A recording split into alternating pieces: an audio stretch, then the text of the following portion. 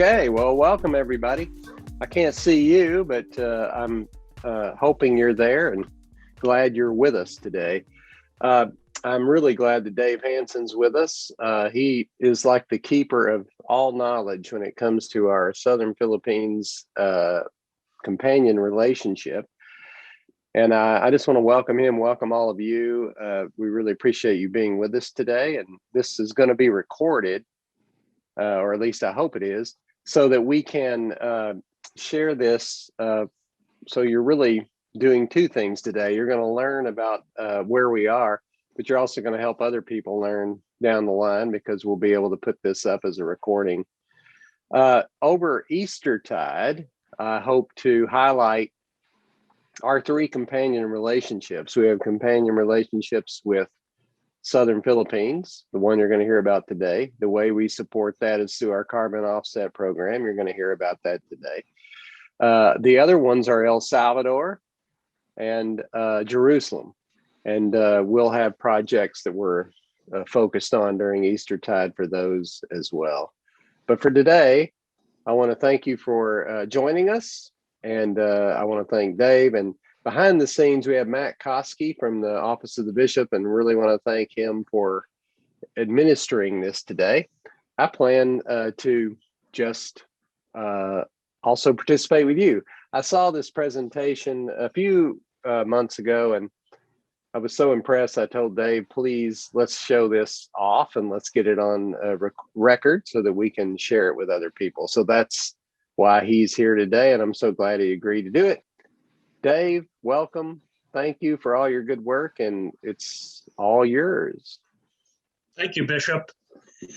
And just a couple of things. What I'd like to do is be able to go through the slides, because there may be people who want to leave when the presentation is over. They may have other obligations to go to, and either save your questions, or I think you can enter them into the chat messages if you just want to make a note there, and then Matt will help me go through any questions at the end. But we'll have plenty of time at the end to answer whatever questions you might have. So I'm just going to share the presentation now. And again, like as the Bishop said, this is a review of the relationship between the Episcopal Diocese of Southern Philippines and the Diocese of Olympia and the Carbon Offset Tree Planting Partnership. And just to give a little history, it was started in 2012. Bishop Rickel and Bustamante of the Episcopal Diocese of Southern Philippines got together and formed the partnership, the Caring for Creation. And it was a 5-year agreement. And then in 2017, that was renewed for another 5 years, going out to 2022. And in about 2014, there was a delegation of 4 people who came over from the Episcopal Diocese of the Southern Philippines and had a tour of the diocese and spoke at a variety of churches. And I happened to be able to host a couple of the people at my home. And one of the things that came up at breakfast is the question of, if people are donating towards their carbon offsets, how do we know there are enough trees growing and enough carbon that's being sequestered to meet the number of donations for the carbon offsets? A relatively simple question. And one of the jobs that I had at Weyerhaeuser was a quality manager. So I managed the ISO 9001 quality management system. And I said, there are systems in place to answer those kinds of questions. Little did I know that about a year later, I'd be asked to actually look at that and try to put together a program to look at how much carbon dioxide is taken out of the air by the trees and sequestered by using how big do the trees get and the survival rate. So one of the things is being a Weyerhaeuser employee, I was in the forest products industry, but I was in the pulp and paper side. I had actually never grown trees before, or really done anything with trees. So going on the internet and then just sort of taking a program, I pulled together the initial quality management program based like a ISO 9001 program. And the reason we didn't go with something like a certified ISO program is that the typical cost for managing that program is $10,000 to $15,000 a year, which is as you will see in the amount of money that goes through the program, that's more than actually what the program budget would be. So this was something that was a good thing to put together and use the concepts of the ISO 9000 quality management system, basically looking at what are we doing, why are we doing it, how do we do it, how do we measure it, and what would we do to make it work better. And what I did is I wrote that initial program, and I've gone down to the southern Philippines for 4 visits. And on each of the visits, I've learned things, came back, documented what we learned, and then incorporated that into the system. So over time, we've been able to look at improving the system, making it work better. And then also in doing this, we can even look at if somebody in the future wanted to look at even the history of this, they could go back and look at how did the program evolve and what kinds of things did we learn as we were going on. Just to let you know, the tree planting area where we're at is in the Philippines, and I don't know if you can see my mouse, but the Philippines are in this area, and the area that I work in is on Mindanao, which is the southern island in the Philippines, and I go into Cotabato City and then work south from there. So it's this region here, which is a portion of the Episcopal Diocese of Southern Philippines. And this is about 5 degrees above the equator. So obviously a very tropical, warm, humid climate. One of the big things, obviously, with any kind of program, there's 2 sides of it. There's the tree planting, more mechanical side of it, but then there's within the church, we're also building relationships, we're meeting with people, we're sharing our faith and our work and our lives. So I've met with youth groups, I've given talks at the cathedral and at the cathedral school, visited 2 or 3 different schools actually around the Diocese of Southern Philippines. Last year, visited with Jeff Gill. And so that's Jeff and the bishop and some of the bishop staff in the Southern Philippines. Had a lot of wonderful meals. One of the things I first learned when I went to the Philippines was first we eat, then we do everything else. So I've had just a wonderful time being able to get to know people around the Philippines and the diocese, and they have been just wonderful in return. Now, just getting to the system that we use, when I looked at what did we want to do, because we needed to look at how much carbon dioxide was taken up. So we came up with a system where we picked a few selected tree planting areas. There are a number of tree planting areas they have, and we selected just a few of those and selected about 8% of the area within a tree planting area, and then choose random plots that we measure how large are the trees getting. Now, the tree species that they plant are mahogany, typically mahogany, nara, rubber, and coconut. But the majority, by far, are the mahogany trees. So those are the ones that we focused on.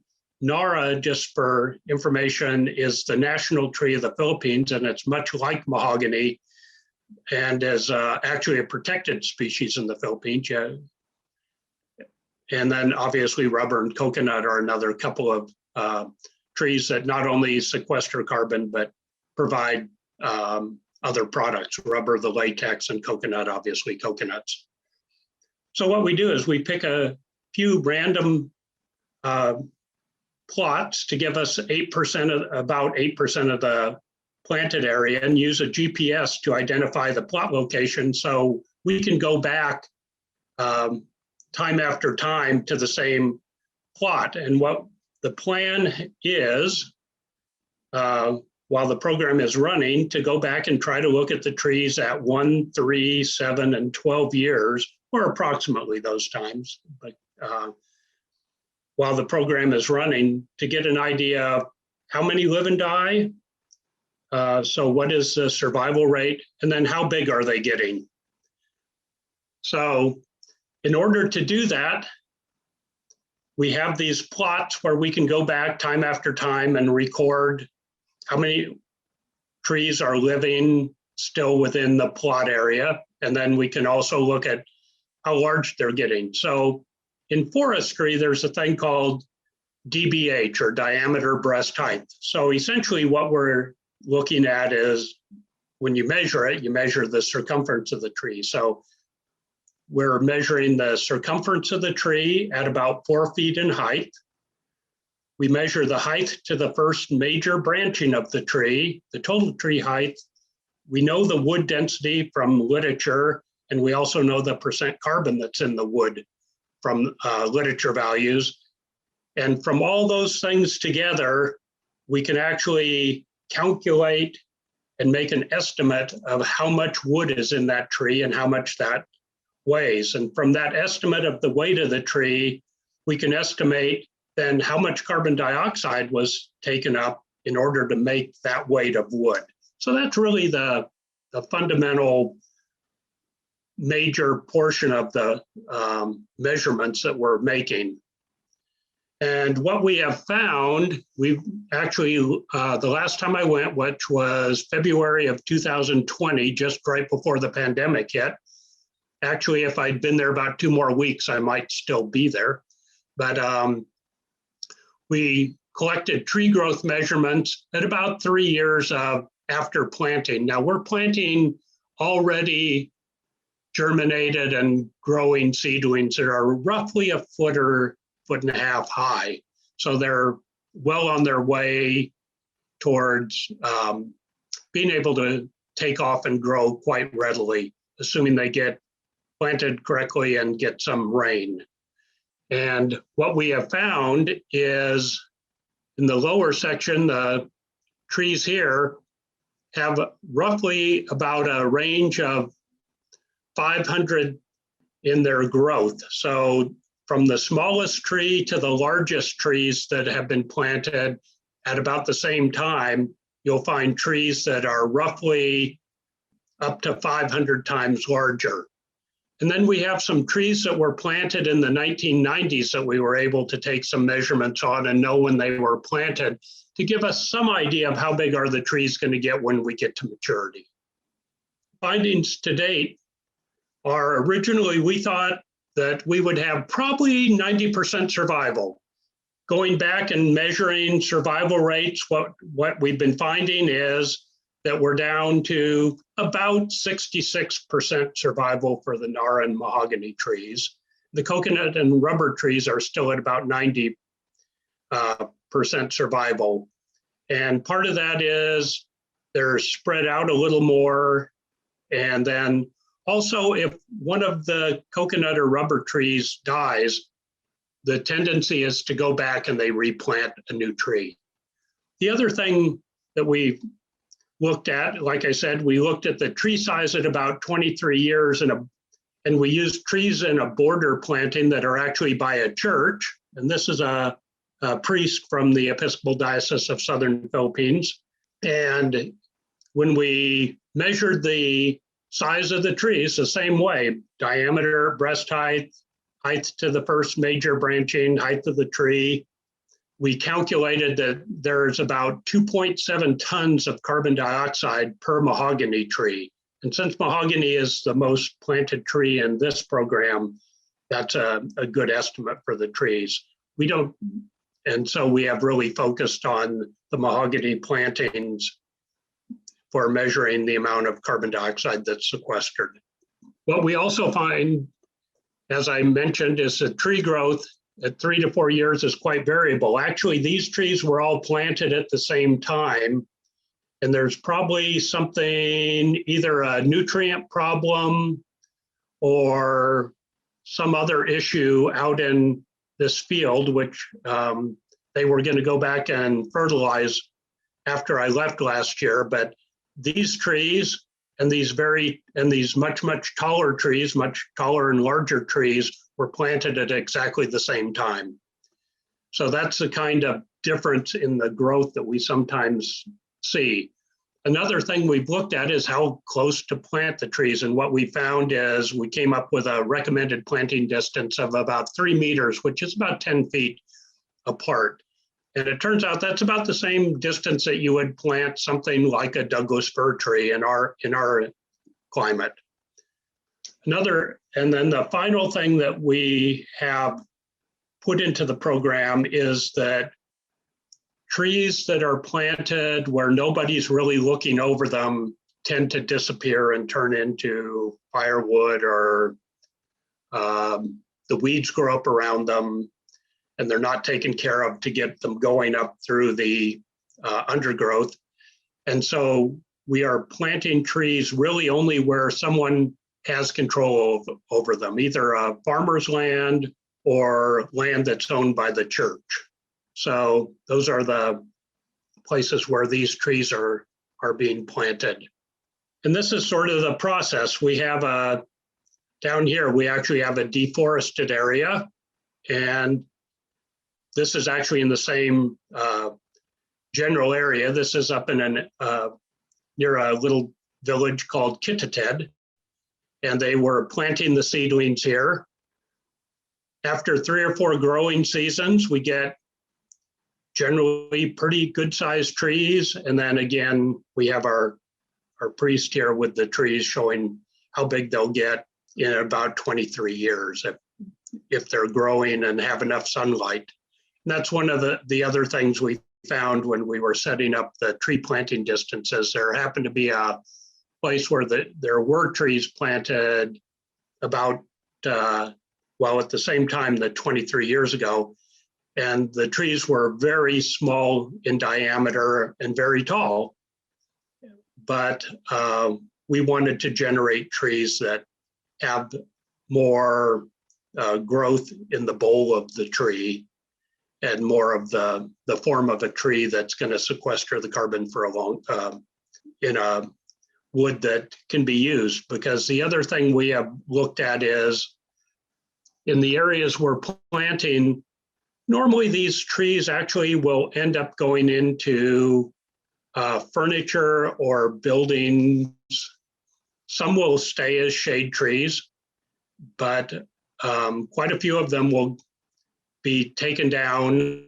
And in fact, one church was doing a remodel project, and 2 of the trees were taken down and turned into new pews for the church. The thing that we realize and have talked about in the program is that wood that's taken down but then is not burned or otherwise utilized and turned back into carbon dioxide, the carbon dioxide that's taken out of the atmosphere is still sequestered in that wood.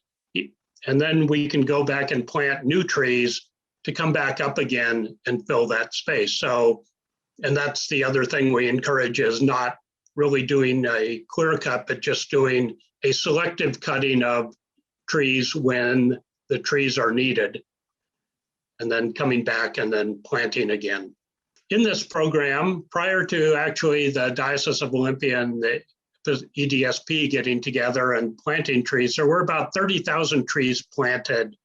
And although we know about these trees, they've not been included into our carbon offset totals. What we have done is, since the inception of the tree planting carbon offset program and up through February of 2020, there have been just a little under 60,000 tons of carbon dioxide equivalent removal from the atmosphere when the trees that are planted reach maturity. And that's how we measure the carbon dioxide potential for the trees. And then we are also, because of the way the terrain is laid out in the southern Philippines, it's quite difficult to get sometimes from place to place. There really aren't very many highways or roads like what we're used to here. So a lot of times things are actually on dirt or old logging roads that were put in, and moving, just the logistics of moving trees from a nursery to a place where you want to plant them becomes quite a project. So we've been putting in satellite nurseries to supply trees to different areas that haven't had trees available to them to replant, which also provides employment to the people within that region. And what you see here is actually one of these little satellite nurseries that ended up growing about 15,000 seedlings, which are now available in an area that didn't have seedlings available before. Since February of 2020, which was my last visit, I've gotten a report that about 35,000 trees have been planted from the satellite nurseries. And using the current survival and growth estimates at maturity, will give about another 63,000 tons of carbon dioxide being removed from the atmosphere. Now, donations to the project, we get a lot of bang for our buck actually out of this program. Donations to the project so far have been a little over $65,000 with a total of 2,629 tons of carbon dioxide offsets that have been received as donations as of March 2021.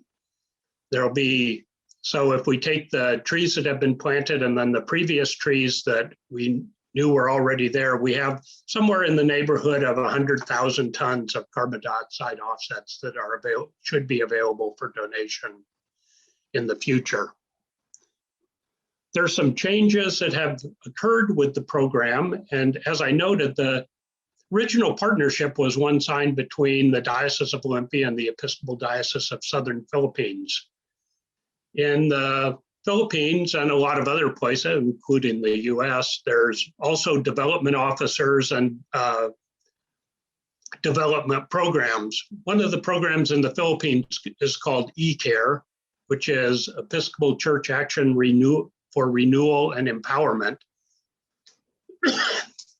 Excuse me. And they're now involved with the program. The nice thing about them is that they have a lot of experience in doing logistics and coordination of operations, and just sort of helping to put the both a documenting kind of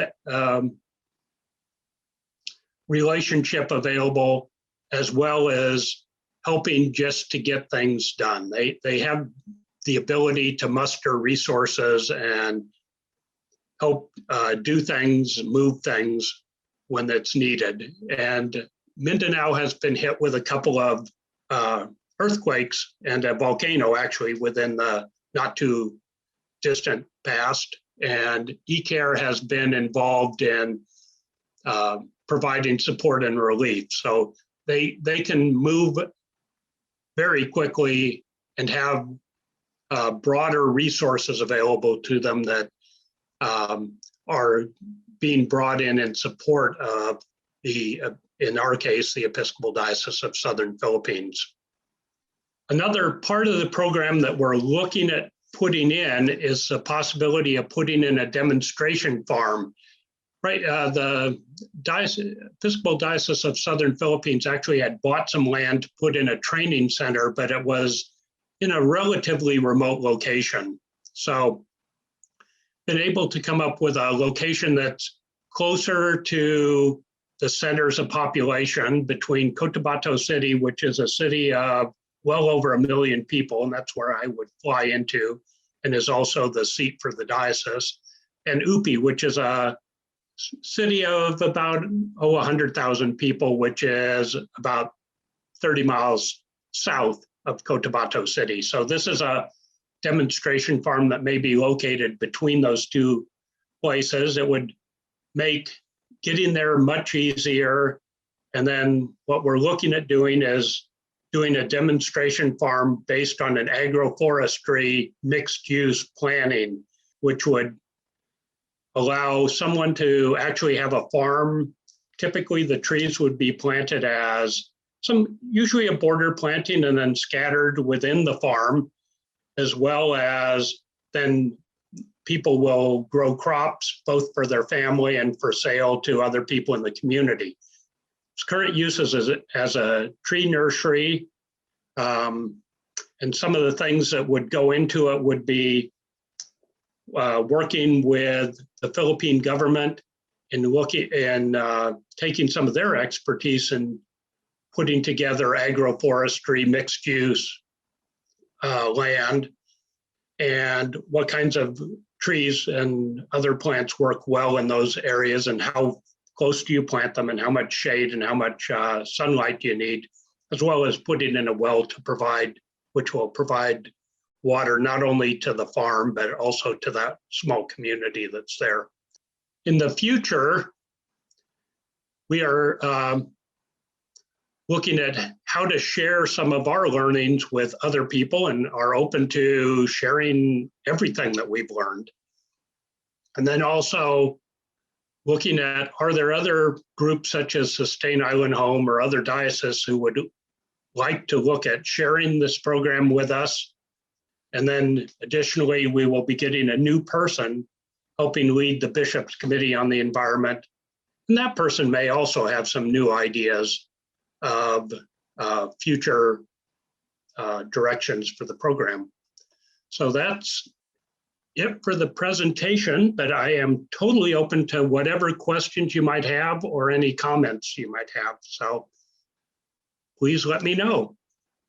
The first one, am I correct in understanding that number quoted for tons of CO2 removed is for full life of a tree? And that is correct. That's how we set the program up, and that is the number that we use when we're looking at this.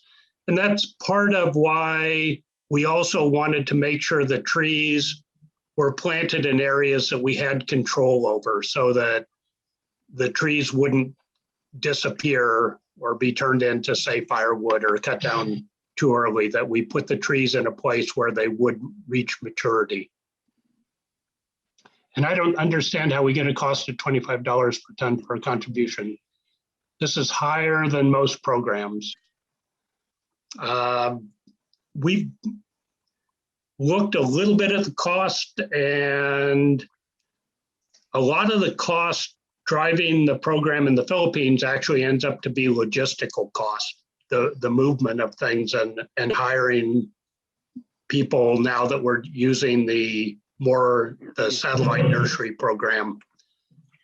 We are at the high end of what we've seen out there. We also know that we are also within the range of what we see as carbon dioxide credit donation pricing. So that may be something that will come up when we have the new leader for the Bishop's Committee on the Environment. But at this point, that was what the program started with, and we've just kept it there for the time being. And how many churches in the Southern Philippines are involved with this and are planting on their land? Actually, the majority of the churches in the Southern Philippines are involved with this program. One of the things that they have implemented in the Southern Philippines, and one of the things that actually makes it nice having the satellite nurseries, is not only do they have a tree planting program that you might plant trees in a border planting or around a field, or even like in what we would think of as a number of acres of trees where they're planted in rows, but they do a thing called sacramental plantings in the Southern Philippines. It's part of their commitment to taking care of the environment that we've been given. And so if there's a marriage, a baptism, usually, oftentimes after a funeral, sacramental trees are planted either on the church grounds, or people take the trees back to their own homes and plant sacramental trees in honor and caring for that sacrament which they have just received. And so And also, because of Dave, I that, think, almost all the churches have places that they have put in sacramental trees. Another thing that's different in the southern Philippines is, in many cases, a priest will have a central church and then have what they call outposts. So that it is not uncommon for a priest to have a central parish and then somewhere between 6 and 12 different outpost congregations that priest will be visiting over the period of a month or two. And in a lot of cases, they are either walking or riding a motorcycle to get to those outpost locations. It's a little different structure than we have here, obviously. yeah, But there was a almost every priest, church in the southern Philippines does have tree planting that's going on. when I was there, I met a priest in the upper Upi Valley that had 16 small missions that he was serving by himself. So it's just there was a military person, I can't remember his name right now, that kind of lived there during and after the war. Some of his descendants are still there, and there are monuments to him all up and down the Upi Valley. And he was an Episcopalian, and that's why it's so Episcopalian there now, especially the Upi Valley. But Dave, I was going to say that there are 2 schools in that valley: St. Francis School and then also an agricultural college. And I think they're participating in this too. So even on those campuses, there are some tree planting going on as well. Yes. In fact, actually, last year at Upi Agricultural, I was able to go out to see some trees that were put in about 16 years ago. And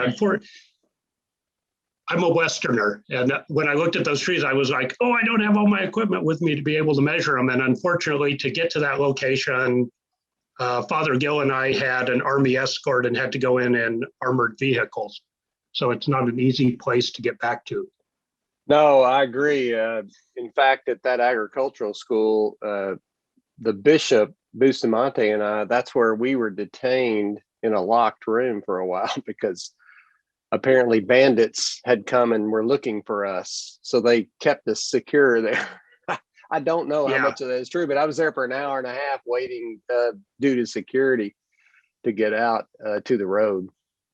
Yeah, I would probably think that's true, because they would not let us go last year until, well, we had these 5 or 6 heavily armed Army guys, and then the vehicles had armor plating on the side that we went out to see these trees with. It's a different kind of environment, and I almost always have a armed guard at the gate of whatever compound I'm sleeping in. Yeah, me too. When I was there. And as a matter of fact, I've shared this story before, but when I would get on a plane there, I'd be the only white face. But one day I got on and there was a white male, obviously American. And when I got on, he whispered to me, "Are you special forces?" And I said, "Well, kind of." And then I told him what I was doing there. But he was shocked that I was there at all. So, I know it's amazing. It is amazingly different, the security situation there. There's no doubt. Yeah. And it's very well between Cotabato City. When you drive that 30 miles or so from Cotabato City to Upi, typically you go through 2 military checkpoints where you have to stop and they look in the vehicle. Yeah. There's another question there, I think. Yep. Miss what was said at the end about sustain island home. That's the tracker we're encouraging St. Mark's parishioners to use. Is there a connection with this program? Not yet. But we are, or at least I brought it up as one thing to look at is when we get the new chair for the Bishop's Committee on the Environment, would that be a good thing to look at possibly developing a relationship between us and Sustain Island Home, since Sustain Island Home is the tracker that's used, through the Episcopal Church website. I now live in Portland, Oregon, so our partner diocese to the south where I live now might be an option also. We're very connected to Sustain Island Home. I mean, we're very involved in it, but I think your question is what he's answering, that this particular program is not hooked into that completely yet. It probably could be, but it's not that I know of. But we are definitely a big supporter of Sustain Island Home and also participants in it. Right. And one of the things, at least I've thought about, is a ways, because it falls within the perusal of not collecting donations for carbon that you don't think you're going to be sequestering, would be we know how much carbon we are sequestering and going to have sequestered by the time these trees grow to 23, 25 years, somewhere in there, is to do it as more of a consignment kind of thing. If, say, Sustain Island Home was interested in collecting donations for, say, 20,000 tons of carbon dioxide sequestering, we could do that and keep track of it within our program quite easily that way. So any other questions or comments? Thank you, Carolyn.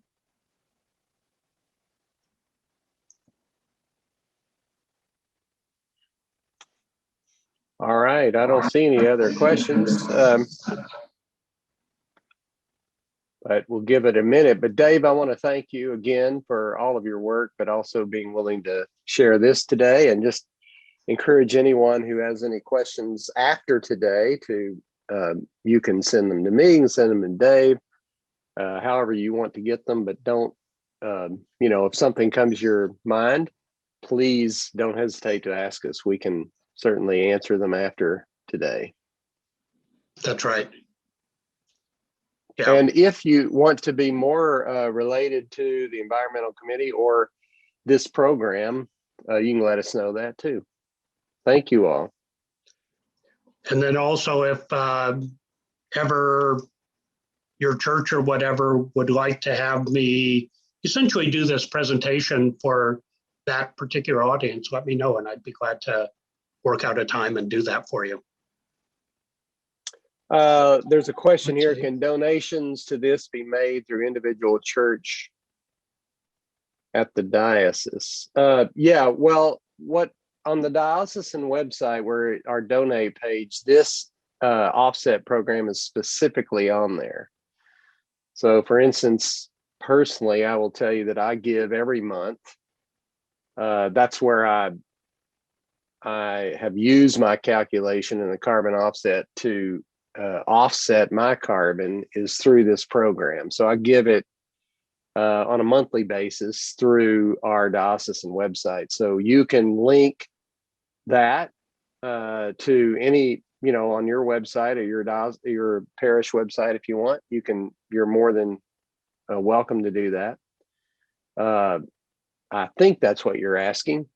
If it's not, you can clarify and ask it differently. But yes, it's been up there since we started this program. And, I have to say, as much as we've touted it, we have had good results, but not nearly the results I would think we would have. So sharing this out would be extremely helpful, and just helping people understand what carbon offsets are in the first place are very helpful too. Will the slides be made available? Sure. Okay. Is the easiest way, Bishop, to do it through Matt? or Yeah, you or I can. do it, or Yeah, you can send the slides to me, and I'll get everything Okay. to Josh to be put out. Yeah. okay. I mean, if people want my email address, that's fine too. Let's see. Is there approximate dollar amount that offsets 1 ton? Well, the way we've set up the carbon offset or the carbon offset donation program at this point is I calculated at $25 per ton of CO2 offset. So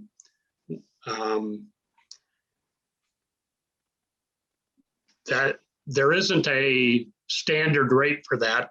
When I've gone on the internet and looked at this sort of relates to, I think, the first question about the $25 per ton, but that's how we've set the pricing or suggested donation for a ton of carbon dioxide is $25 per ton. So Yeah. That's how I calculate it right now for my giving. And